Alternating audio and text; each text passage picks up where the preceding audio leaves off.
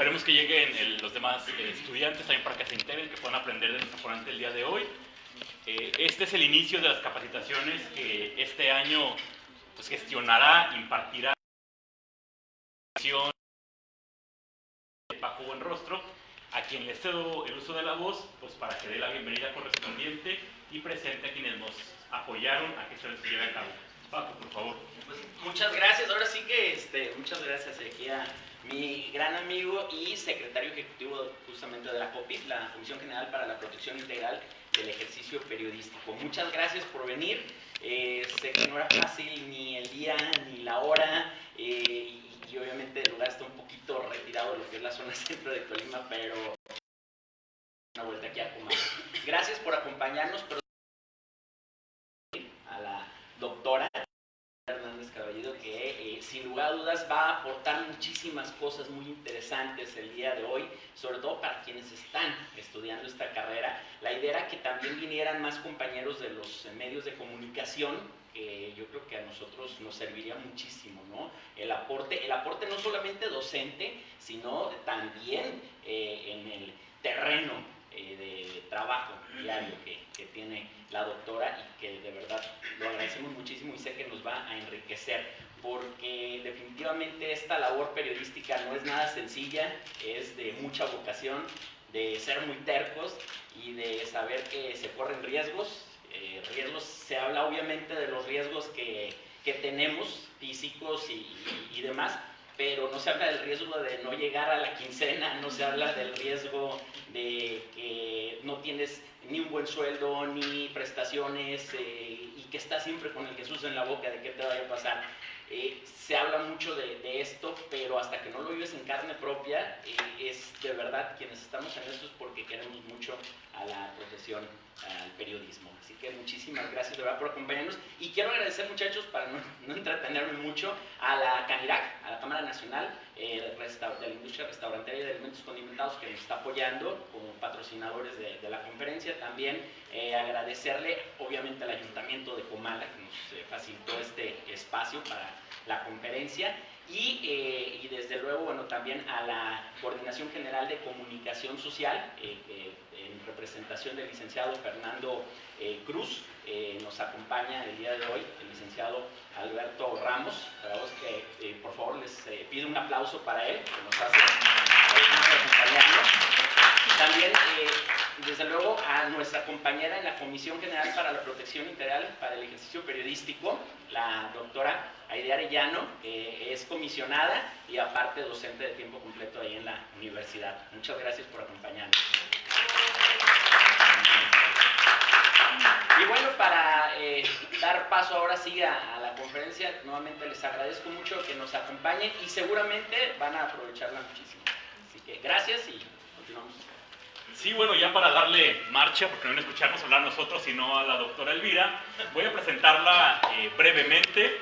Ya mis alumnos leyeron un poco de ella, de su biografía. Debo decir que la doctora Elvira reúne dos características fundamentales para hablar el día de hoy frente a nosotros. Ella es periodista y además es feminista. Desde el año de 1991, cuando cursó este estudio sobre feminismo en el Colmex, ¿no? Ella es egresada de la Universidad Nacional Autónoma de México, donde estudió la licenciatura, la maestría y el doctorado, siempre con enfoque en comunicación. Ha obtenido diversos premios en su carrera como periodista, como investigadora, y quiero destacar que es una mujer que ha ocupado dos cargos bien importantes en el mundo del periodismo y de la academia, ¿no? Ella ha sido ya presidenta de la Asociación Mexicana de Investigadores de la Comunicación, que pues dicho sea de paso reúne a la élite de los investigadores de comunicación de todo el país, y además ha presidido el Consejo Ciudadano que otorga el Premio Nacional de Periodismo, que dicho sea de paso es el premio más importante al que un periodista puede aspirar en su carrera en nuestro país. Así que bueno, además es parte de mi comité tutorial, de mi tesis doctoral, por lo cual agradezco que esté acá, que se dé el tiempo de acompañarnos, y esperemos que se interesen mucho en la charla, que participen y que se entren de todo lo que ella tiene para decirnos. Le gustan las sirenas, dicho sea de paso, y siempre usa medias de primerísima calidad. Bienvenida, doctora. Gracias.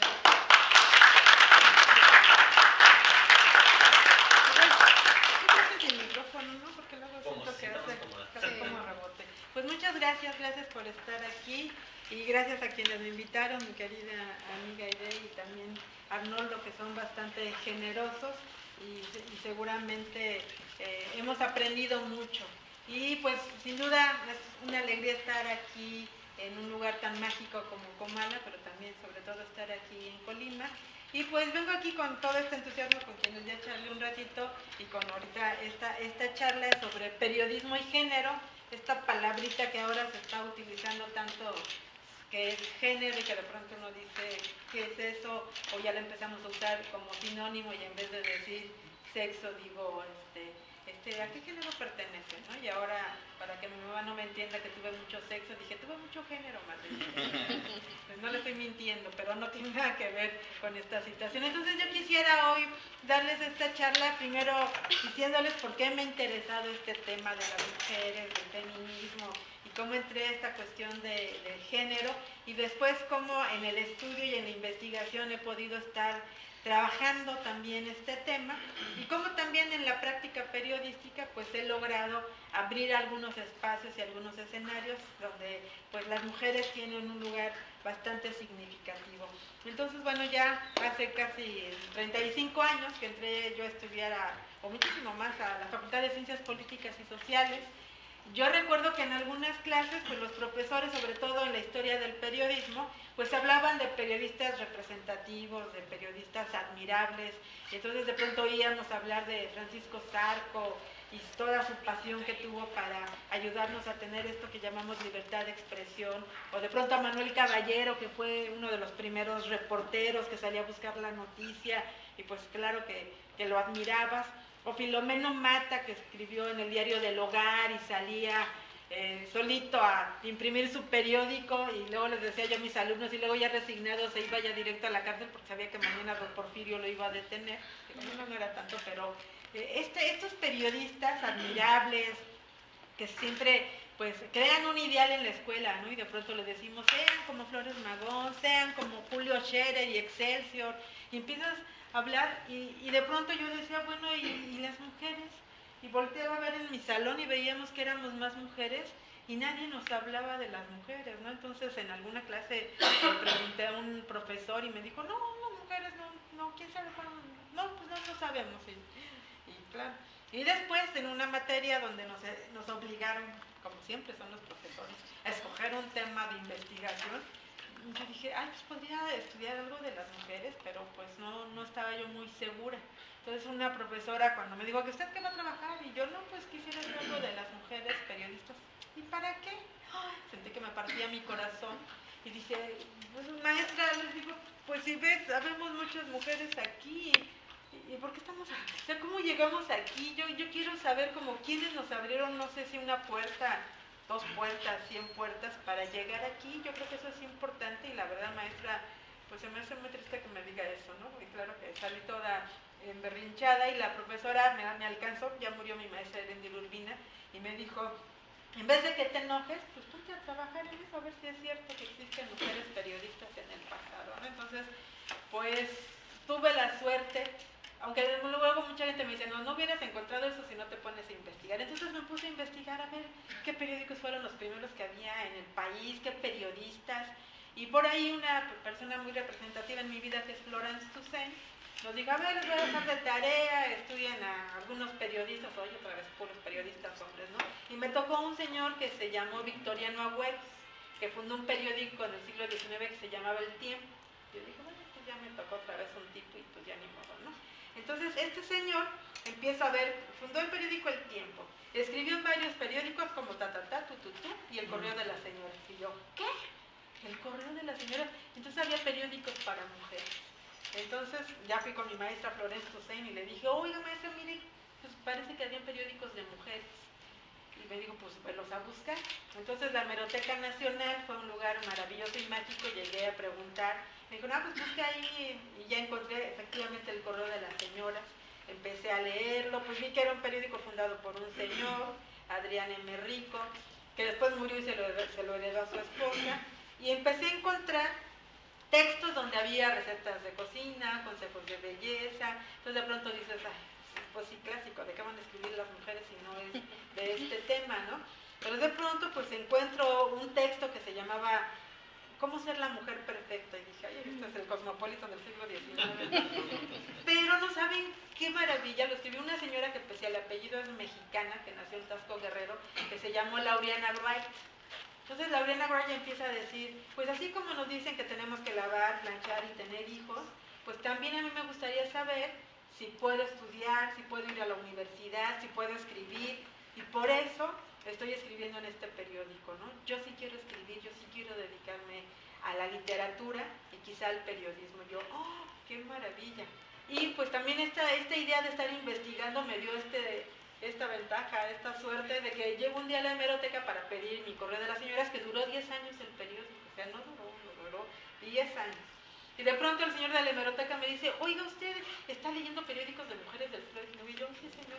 Pues mire, ahí hay uno que casi las ratas ya se lo están comiendo, pero no sé si le interese, que se llama Las hijas de la Náhuatl. Y yo, señor, tráigalo inmediatamente, casi me brinco el mostrador. Y me dice, a ver, no saben, qué maravilloso periódico. Un periódico que hicieron unas jóvenes mexicanas en una escuela que abrió Porfirio Díaz, que se llamaba Escuela de Artes y Oficios para Mujeres.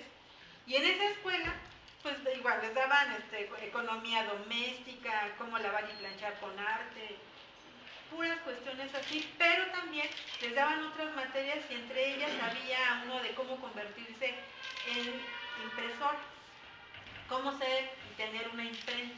Entonces las chicas que tomaban esa clase dijeron, bueno, pues si vamos a estar practicando el oficio de la imprenta, ¿por qué no hacemos un periódico?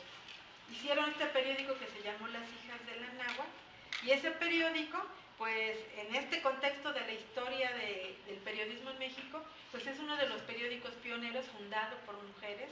Todas ellas firmaban con seudónimo, pues era difícil, raro en la época que unas mujeres sacaran un periódico, pero pues fue de los periódicos pioneros que aparecieron en nuestro país. Y encontrar estos periódicos, pues para mí fue fascinante, ¿no? Después de encontrar el álbum de las mujeres, el correo de las señoras, encontró otro que se llamaba el álbum de la mujer, Las hijas de la Náhuatl, y luego me encontró otro que se llamó Las violetas de la Náhuatl, porque ya me hice cliente de la hemeroteca y entonces ya los señores encontraban algo, pero en ese contexto empecé a ver que las mujeres llegamos al periodismo mucho después que los hombres, no porque no quisiéramos, no porque no pudiéramos, y porque vivimos en una sociedad en donde pues estamos acostumbrados a ver a los hombres en los espacios públicos desarrollando muchas cosas y a las mujeres en el espacio íntimo, ¿no? En la casa. Y claro, estos periódicos también refuerzan esto. ¿De qué escribían ellas? Pues les vuelvo a decir, consejos de belleza. Y también no me puedo poner a exigirles que hagan la revolución en ese momento, pero en muchas de ellas ya existía esta inquietud de, bueno, ¿por qué no puedo ir a la universidad? ¿Por qué para escribir en un periódico tengo que usar un seudónimo? ¿Por qué no puedo estudiar medicina? Ellas, fíjense, estas periodistas del siglo XIX empiezan a darse cuenta de ese contexto y empiezan a salir a la calle a preguntar y a averiguar. Y de esa manera se van a enterar, por ejemplo, que en ese siglo XIX, por primera vez, una mujer en este país decide estudiar medicina, Matilde Montoya, le escribe una carta a don Porfirio y le dice, oye, yo quiero estudiar en la universidad. Y don Porfirio le da su carta para decirle que sí puede estudiar medicina. Llega a la escuela de medicina y dice, aquí traigo mi carta de don Porfirio, y todo el mundo. Y estas periodistas, miren qué bonito testimonio recuperan de Matilde Montoya, cómo narran cómo Matilde llegó a un salón. Imagínense, si de por sí luego entras a un lugar donde solo, si eres niño y entras con puras niñas, te sientes raro, ¿no? O al revés. Pero imagínense a Matilde Montoya con su vestido largo del siglo XIX, sus guantes, su sombrero, entrando a un salón donde solo están hombres, donde el profesor también es hombre, y el profesor le dice, ¿viene a vender algo o viene a limpiar el salón? Y Matilde Montoya dice, no, yo estoy inscrita, aquí está mi carta. A ver si le entiende, ¿eh? Y de pronto, pues así los profesores diciendo, bueno, a ver si la compañera entiende. Algunos hombres dicen, oye, ¿qué hace aquí? Seguramente a ver a quién se liga o qué va a hacer. Y algunos compañeros muy lindos, a veces decían, Matilde, no entres a clase. Todo ese testimonio lo sacan los periodistas del siglo XIX. Y Matilde Montoya, ¿por qué? Es que, ¿qué crees? Vamos a abrir un cuerpo, aunque ya está muerto, pero es de hombre. Y te vas a asustar si lo ves completo, porque las mujeres no conocen los cuerpos de los hombres. Y no puedes ver un hombre desnudo, ¿no? Que esté muerto y aunque empiece a ver. Y Matilde decía, por Dios. Luego decían, eso es lo que quería la descarada morbosa, quiere ver cuerpos de hombres, ¿no? Matilde Montoya, en vez de hacer sus 5 años de carrera, hizo casi 10. Y no porque no pudiera, o sea, enfrentó muchos estos prejuicios. Y miran en estos periódicos, qué bonito que estas periodistas te empiecen a contar esa historia. Te digan, pese a todo, Matilde Montoya terminó la carrera, pese a todo, se tituló. Y el día de su examen profesional, llegó, te lo digo todo esto que ya me sé de memoria, lo van platicando las periodistas de esa época. Dicen, llegó Matilde Montoya, le dijeron, pues mira, ya en el cuartito, pasando a la intendencia, ahí va a hacer su examen profesional. Y ella dijo, está muy bien. Y ahí iba hacia allá y de pronto así como ahorita, trompetas, murmullos, bajando de su carruaje Porfirio Díaz. Venía el examen profesional de la chava que le dio chance de estudiar medicina, ¿no? Y entonces de pronto, don Porfirio, en el auditorio principal, ahorita que cabe la profesora Carballero, pasa usted. Ya de pronto, pues don Porfirio llegó al examen profesional de Matilde Montoya. Y estas periodistas del siglo XIX nos recuperan esa historia. Y fíjense qué curioso, como siempre pasa con el periodismo, sin haber ido a la escuela. Pero eso no quiere decir que se salgan ahorita. Porque pues el periodismo efectivamente es ese oficio que aprendemos en la práctica. Y este periodismo, pues en nuestro país, hasta mitad del siglo XX se abrió una escuela que fue la Carlos Septién, y una universidad como la Universidad Femenina también abrió su carrera. Pero durante todo ese tiempo, pues era la práctica, la vocación, el entusiasmo, lo que motivaba a cualquier persona, hombre o mujer, a hacer periodismo. Y estas periodistas del siglo XIX de esa manera empezaron. Y pues yo, en esta historia de mi tesis de licenciatura, pues las voy recuperando de esa manera. Y me voy dando cuenta de que pues efectivamente sí estábamos en el periodismo, pero pues nadie se había interesado en buscarnos o en descubrirnos. Y llegamos al periodismo a lo mejor de manera muy diferente, no buscando la noticia en la calle, sino tratando de hacernos visibles a nosotras mismas, dándonos la voz. Y era lo que estos periódicos tenían, ¿no? Desde narrarte cómo lavar y cómo planchar en esa época, hasta eso también te da una idea de cómo era la vida cotidiana en el siglo XIX de México. Hasta estas historias de vida, ¿no? De estas mujeres que quisieron estudiar. Por ahí, tiempo después, en otro periódico, ya a principios del siglo XX, que se llamó La Mujer Mexicana, también ellas narran, dicen, bueno, Matilde Montoya le costó un montón de trabajo ser médica, y ustedes dicen, ya la historia feliz, no, ella es médica y es famosa. Pues abre su consultorio y ¿saben quién iba a consulta? Nadie. ¿Cómo me va a curar una mujer? Le voy a decir, doctora, me está dando un infarto, se va a poner a llorar conmigo, ¿no? Y no va a saber qué hacer. Y también las periodistas de esa época le empiezan a preguntar a la gente, ¿por qué no van a un consultorio de una mujer? No, pues es que dudamos que nos fuera a curar. Y sacan un argumento bien simplón, pero muy fuerte, que dicen, a ver, cuando usted se enferma de niño, ¿quién lo cuida? Mi mamá. Entonces, ¿usted cree que una mujer no va a tener la... pues podría ser. Y dicen ellas, bueno, si no van al consultorio de la primera mujer médica, imagínense la primera mujer abogada. Pues se va a poner a llorar en el primer juicio y no va a saber qué hacer. Y también ellas hacen esta denuncia. La primera mujer médica y la primera mujer abogada están siendo ignoradas por la sociedad. Entonces, pues vamos a ponernos las pilas y vamos a apoyarlas. Entonces, estas periodistas empiezan a hacer ese trabajo. Y para mí esto marcó pues totalmente mi carrera, mi vida profesional, las cosas que yo escribía y las cosas que yo hago, porque me di cuenta que efectivamente estamos ahí en el periodismo, siempre hemos estado, y claro, a lo mejor de manera diferente que los hombres, pero hemos estado avanzando a nuestra manera y en nuestro ritmo, ¿no? Y este trabajo que hice de esas periodistas del siglo XIX, pues me motivó que casi el día que terminó mi examen profesional, alguien me dijera, oye, pues a ti que te gusta esto de las mujeres, pues ahorita acaban de anunciar en una revista feminista que se llama Revista Fem, que están pidiendo a chavas que quieran escribir sobre mujeres. Y casi que sí, terminando mi examen me fui a Revista Fem con mi tesis de 200 cuartillas bajo el brazo y decirles, oigan, a mí me gusta el tema, me interesa escribir sobre mujeres, ustedes son una revista feminista, no sé si les interesa publicar mi tesis de 200 cuartillas, claro que se botaron de la risa, y me dijeron, pues sí, pero si lo sintetizas en 2 cuartillas será maravilloso, imagínense cómo sintetizar todo eso, pero bueno, lo intenté, y entonces Revista FEM, que surgió en 1976, fue una revista que hizo un grupo de feministas en los años 70, estas feministas que también pues causaron en cierta manera cierta revolución y también se consideran muy radicales, porque pues en los años 70 las mujeres mexicanas pues también empiezan a exigir, algunos cambios, a exigir cierto reconocimiento, sobre todo porque Luis Echeverría, que era el presidente en esa época, acepta que nuestro país sea el primer escenario de la primera gran conferencia internacional sobre la mujer. Y entonces pues muchas mujeres empiezan a decir, pues sí, efectivamente hay cosas que todavía no están bien. Y esas cosas que no estaban bien, pues se veía en la prensa. ¿Dónde estaban las mujeres? Si en el siglo XIX tenían que fundar sus propios periódicos, en 1970, ya un poquito más allá de la mitad del siglo XX, ¿dónde estaban las mujeres? Pues también no las vamos a encontrar tan fácilmente. El periódico más importante de esa época, que era Excelsior de Julio Scherer, no estaban las mujeres.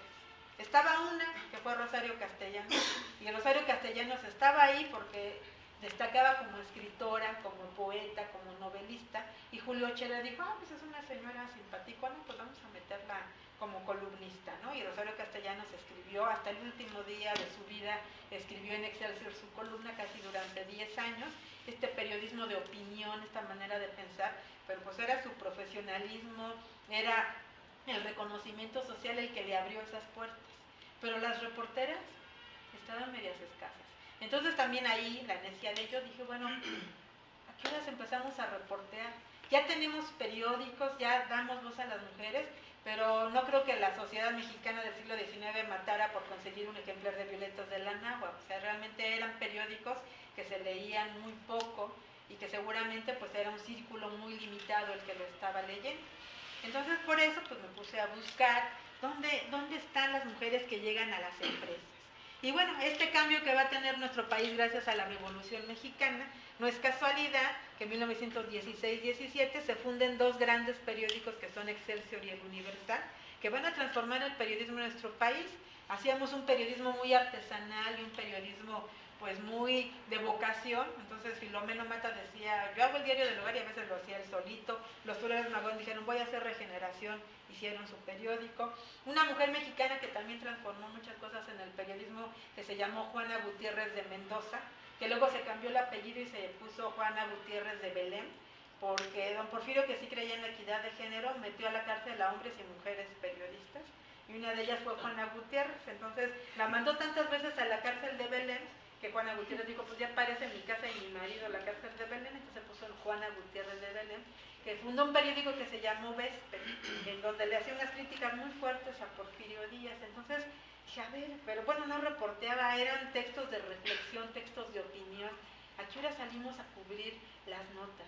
Siglo XIX, Manuel Caballero es el primer reportero mexicano que ya sale a buscar la noticia, que ya no son esos textos larguísimos de reflexión, son esos textos de información. El periódico El Imparcial también marcó esa pauta. Tiene que ser un periódico que se venda, y ¿cómo lo vendo? Pues con el sensacionalismo, la nota así que sepan, mataron a una mujer o tal. Entonces, pues, y eran los periodistas que salían a la calle a buscar.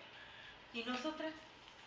Pues si nosotras dicen que nacimos para estar en la casa, tener hijos, nadie confiaba en las mujeres para poder reportear. Y otra vez viene una iniciativa, viene una mujer más segura, vienen contextos que permiten, y va a ser en la época en que Lázaro Cárdenas llega a la presidencia que va a venir esta posibilidad. Es un contexto donde, no sé si lo recuerden, las mujeres mexicanas empiezan a exigir el derecho al voto. Estamos en siglo XX, en la tercera década del siglo XX, y no teníamos derecho a votar. Luego también me dicen, ¿y qué? Ni sabían. Bueno, formamos parte de esta sociedad, tenemos derecho a elegir o a equivocarnos quién va a gobernar nuestro país, pero las mujeres mexicanas era 1936 y no podían votar. ¿Cómo van a estar reporteando entonces, no? Es difícil, pero bueno, Lázaro Cárdenas va a tener esta apertura, va a haber un movimiento de mujeres bien importante en nuestro país, con un movimiento que fue un grupo que se llamó el Frente Único Pro Derechos de las Mujeres, y salían a la calle a exigir el voto, hacían sus marchas, sus mítines, y la prensa, la mayoría hecha por hombres, les puso las mujeres sándwich, porque traían sus pancartas aquí atrás y aquí adelante, y decían, ay, estas señoras locas que están saliendo ahí, quieren votar, que aprendan a cocinar, lo clásico que siempre nos dicen, ¿no? Ya saben, va uno manejando y vete a la cocina. O sea, ese contexto que nos ha enseñado esta sociedad patriarcal, que es difícil de romper. Ahora imagínense cuando de pronto dos grandes empresas periodísticas, Excelsior y Universal, dicen, vamos a vender noticias. ¿Y ¿quiénes las van a traer? Pues los hombres. Y para las mujeres pues fue bastante difícil. Pero como una vez dijo Rosario Castellanos, siempre hay una rebelde furibunda en algún lugar. Esas rebeldes furibundas de las que ahorita estábamos platicando, pero que luego son las que rompen muchos esquemas.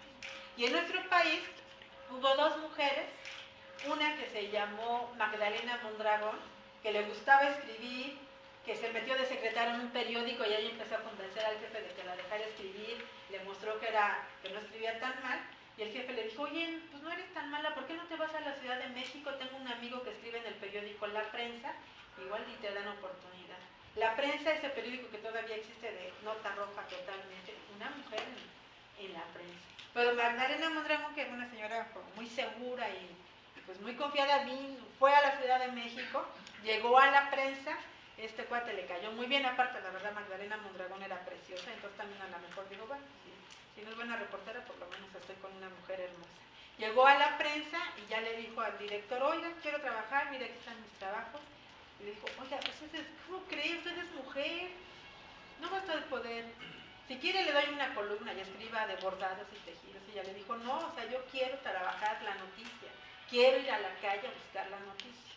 Deme una oportunidad, póngame a prueba, y si no sirvo, ya, ni siquiera me recibe. Bueno, muy bien, y se la voy a mandar a cubrir un evento. Ay, vean qué evento tan bonito la mandó a cubrir.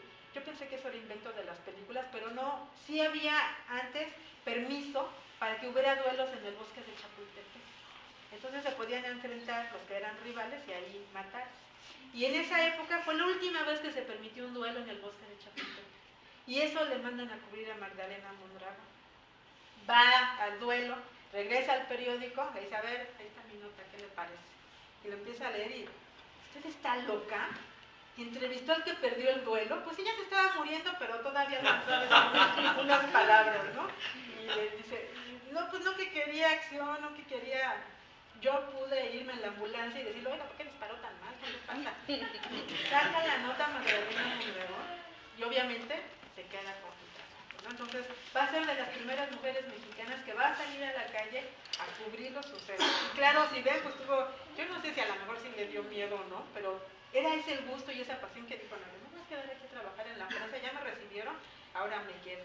Y durante mucho tiempo, de verdad, Magdalena Mondragón en la prensa hizo trabajos muy loables, muy brillantes, muy arriesgados, porque luego de cubrir nota roja, se fue a entrevistar, estaba el pleito entre Cárdenas y Calles, y cierto Magdalena Mondragón tuvo mucho que ver, porque entrevistó a Cárdenas y le dijo, bueno, usted va a ser el presidente, pero ¿se acuerda que él anunció en el castillo de Chapultepec que dice, el presidente vive aquí, pero el que manda vive enfrente? Porque Calles dominaba a los presidentes que él ponía en cierta manera, ¿no? Y Cárdenas le dice, no, discúlpeme, Calles y yo, él ya es un ciudadano más y yo soy el presidente. Y va con Calles, oiga, ¿qué cree que dijo Cárdenas? Que usted ya no es nadie. Y Calles obviamente le contesta, y hace un debate entre ellos, que bueno, se gana la primera plana otra vez, y pues te das cuenta de que pues no hay un sexo, un género para cubrir el periodismo, ¿no? Hay esa iniciativa, esa pasión. Entonces cuando hablo de estas reporteras, pues mis alumnas dicen, ay, ¿a poco esa señora hizo todo eso? Hizo algo peor. En la Segunda Guerra Mundial se dio la noticia de que un buque mexicano había sido hundido y que pues, había muerto mucha gente. Y claro, el jefe le dice a Magdalena, a ver, vete a cubrir eso. Y va ella a la Secretaría de Marina y los que están en la entrada le dicen, usted no puede entrar porque usted es mujer. Dice, ya vengo del periódico, soy de la prensa, usted no puede entrar. Mujeres aquí no entran. Y ay, se le da tanto coraje que no vayan a hacer eso. Inventó la nota. Puso que habían muerto muchos hombres y que cuando se estaban hundiendo gritaban Viva México, cantaron el himno nacional antes de morir. Y primera plana. Y a los 3 segundos hablan de la secretaría y dicen, oiga, no es cierto, eso no se dijo, ni siquiera hundieron el bote, no sé, unas cosas. Y pues la mandan a llamar el director y le dice, ella, no, pues me dio mucho coraje, ¿por qué no me dejaron entrar? Y ahora se joden. Y, no, oye, no, Magdalena, eso no puede hacer un periodista, imagínate la credibilidad de nuestro periódico. Bueno, exageramos la nota, pero no mentimos tanto. Entonces, castigada. Un mes no vas a escribir, y vamos a pagar. Y claro, Magdalena pues, se fue muy enojada, pero fíjense también hay que ejemplar Magdalena. Dijo, bueno, ya me castigaron, ya la regué, pero ahora voy a hacer algo bien importante. Se va a Estados Unidos, consigue que un cuate la deje entrar a la Casa Blanca en Washington y entrevista a Roosevelt. En una conferencia de prensa, que claro hay varios periodistas, pero dice Magdalena, y mira qué bonito narra esa historia, porque dice, entré a la Casa Blanca y lo veo ahí en su silla de ruedas, la gente preguntándole qué onda con la Segunda Guerra Mundial, qué va a pasar. Y si mi corazón latiendo tan rápido, porque yo lo que le quería preguntar, acababa de pasar la expropiación petrolera, ¿qué pensaba Estados Unidos de esto? ¿No? Y pude hacerle la pregunta, y Roosevelt me contestó, claro, es algo muy breve, pero era la primera plana, y llegó al periódico y le digo, a ver, que estoy castigada, pero ¿qué le parece esta nota? No, pues primera, pero sí fuiste con Roosevelt, ¿verdad? Sí, aquí está la foto. Pero entonces, otra vez ahí está esa presencia de nosotras, en un contexto que a lo mejor, pues sí, Manuel Caballero fue el primer reportero a finales del siglo XIX, y pues nuestra primera reportera aparece en la década de los 30, de los 20, entonces, pues sí, hay como recesos, hay como cosas raras, pero empezamos a llegar. Y junto con Magdalena Mondragón va a llegar otra mujer que se llamó mi tocaya Elvira Vargas, también con esa fuerza, ¿no? Elvira Vargas narra que ella es de Guanajuato, viene a estudiar a la UNAM, Derecho, pues no conoce a nadie, está ahí medio sobreviviendo, y dice, necesito trabajo. Y, ay, en un periódico están pidiendo gente que corrija, ¿tú escribes bien? No, pues sí. Se va a trabajar al Nacional como correctora de estilo. Y como siempre pasa en las películas, ¿no? De pronto, está acá afuera el candidato a la presidencia, Lázaro Cárdenas. Mis reporteros, ching, nada más esta chava. Pues órale, ve a ver qué te dice. Y lo hace que declare pues, aspectos también muy significativos para esa época y se gana otra vez la primera plana, ¿no? Y desde entonces Elvira Vargas va a cubrir todo el gobierno de Lázaro Cárdenas, va a estar ella ahí trabajando. Entonces, bueno, con estos ejemplos yo les quiero decir pues que en el periodismo no hemos estado ausentes las mujeres y que junto con los hombres pues hemos hecho la historia del periodismo a nuestra manera. Pero esto es hablar desde el género, eso es apuntar esta cuestión del periodismo y género, pues como ahorita he estado reiterando en algunas entrevistas, es que el género nos permite ponernos unos lentes diferentes y en ese contexto del periodismo ves dónde están los hombres, aplaudirles o criticarlos, pero también ves dónde están las mujeres y qué están haciendo, de qué manera se han ido desarrollando, no para decir quién es mejor ni quién es peor, sino para decir que ahí hemos estado hombres y mujeres trabajando en el periodismo. Y el género es lo que te permite. Género aplicada como una categoría teórica en cualquier tipo de estudios, te va a invitar, y a veces te obliga, a que no se te olvide ver a los hombres y a las mujeres, no a uno ni a otro, a los dos. Y ver qué condiciones diferentes, parecidas, opuestas, se han ido desarrollando. Y en el periodismo, tener esa visión de género a través del estudio del periodismo, pues nos permite esto, que yo les pueda hablar de estas mujeres y de muchas más, que ahí están esperando que algunos de ustedes las descubran o las muestren. Aquí en Colima, ¿qué mujeres periodistas conocen ustedes? ¿Quiénes nos abrieron las puertas? ¿Quiénes nos convencieron? Yo soy de la Ciudad de México y ahí me he puesto a trabajar esto, pero ahora que vivo en Hidalgo, ya 15 años viviendo en Hidalgo, igual llegué y les digo, ¿dónde están las mujeres periodistas de Hidalgo? Ahí a poco había, a poco hay. Y otra vez a buscarlas, y pues ahí van apareciendo. Y fíjense, Hidalgo, que está a 90 kilómetros de la Ciudad de México, no está en otra dimensión, pero tiene un atraso de 100 años. En Hidalgo, destellitos de algunas mujeres que más bien publicaban poesía, y va a ser hasta la década casi de los 70, que en el Sol de Hidalgo van a llegar dos chicas, acaba de morir Dolores Michel y Aida Suárez, vienen de otros estados y vienen, no, somos periodistas, vamos a... No, aquí no hay reporteras, ¿qué les pasa? Aquí las mujeres no... Bueno, escriben secciones de sociales o columnas, pero no reportean, no trabajan en los periódicos. Tan así que dice Aida Suárez que no había baños de mujeres en el Sol de Hidalgo, eran solo reporteros. Y otra vez, a demostrar que puedo ser reportera, que puedo escribir de lo que sea, que me pueden mandar a cualquier evento y yo puedo responder. Y Aida Suárez y Dolores Michel pues marcan una pauta en Hidalgo de empezar a trabajar la prensa y empezar a trabajar la nota informativa. Entonces, eso yo considero que nos puede ayudar y nos puede motivar pues para que pensemos que todos podemos formar parte del periodismo. Ya sea porque somos muy buenos periodistas, porque somos muy malos, porque fuimos pioneros, porque marcamos una diferencia, porque marcamos una pauta. Y eso en el estudio del periodismo es lo que empieza a marcar la diferencia. Que cuando yo estoy estudiando periodismo, pues me interesa saber qué pasó con los hombres, qué pasó con las mujeres y qué diferencias y qué semejanzas hay, qué puedo imitar y qué puedo rechazar o qué puedo cambiar al tener todo este contexto maravilloso. Pero también lo que me permite ver estos estudios es que la presencia de estas mujeres no garantiza que se le dé voz a las mujeres siempre. Porque también las mujeres en el periodismo, pues de pronto son invisibles, y no porque los reporteros sean perversos o los directores simplemente sean unos machos necios, sino porque otra vez esta categoría género me dice, es que esta sociedad nos ha obligado a separarnos. Aquí lo público, los hombres. ¿Y quiénes son los hombres?